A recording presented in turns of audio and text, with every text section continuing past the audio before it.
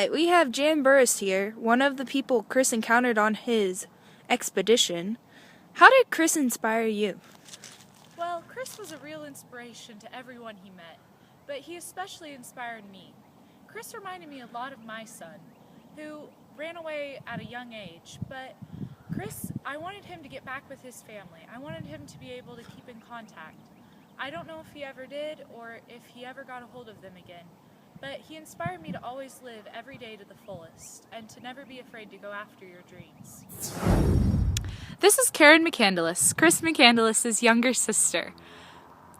Karen, what do you think drove Chris to go out into the wild all by himself? Well, Chris was really inspired by literature.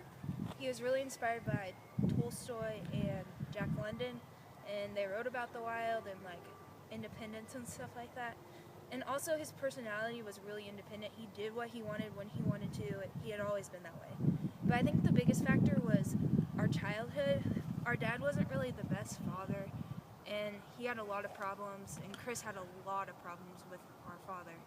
And I just think that not having a great figure in family life kept him from staying attached to the family life. So he thought he could live on his own. What kind of person would you say Chris was?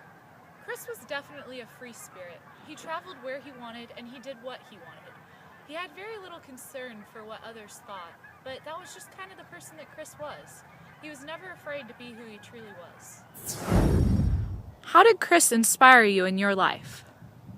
Well, he was my older brother, so obviously I looked up to him.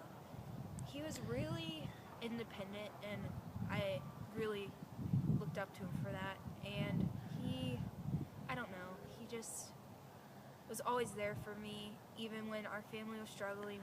We were best buddies, basically. Like, when our parents fought, we got closer. And I could have never left and just did what I wanted. I don't know, he just inspired me to chase my dreams. What motto do you think Chris McCandless lived by? Well, Chris was a pathfinder. He wasn't a follower. And I think that is how he lived his life. Always forging a new path and making a new road. And I think that's how his life motto was too. Don't ever follow the path that has already been taken. Go ahead and make your own. Do you think John Proctor, the author of Into the Wild, got Chris's life depicted accurately through the book? I'd say yes and no, because I really think it got his free spirit and his adventurous side in the book, but I think a lot of people are going to see him as selfish, and Chris was nothing like that. He was really one of the most generous people I've ever met. And I think that people are going to get the wrong idea, but also I think that his getting his dreams was really captured well.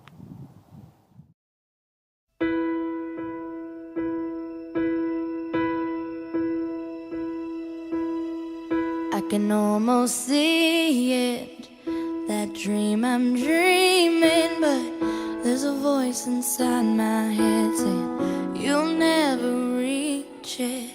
Every step I'm taking